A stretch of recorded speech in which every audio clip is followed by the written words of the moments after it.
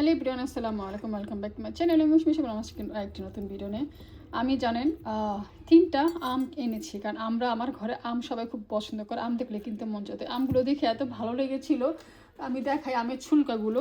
এই দেখেন আমের ছুলকাটা কি সুন্দর একটা কালার, দেখেন কি সুন্দর কালার। এই আমের ছুলকার এই কালার দেখে আমি তো ভাবছি মনে হয় আমটা মনে খুবই ভালো হবে, ভালো পড়বে। তো একটা আম আমার ফ্রেন্ডকে গিফট করেছি, আর দুটো আমের মধ্যে এই যে আম দুটোই এই যে এরকম নষ্ট হয়েছে, দেখছেন। এই আমটা তো আমি এখন কাটছি, আমার ছেলে বলছে আম্মু আম খাবে, মামা আম কেটে দাও।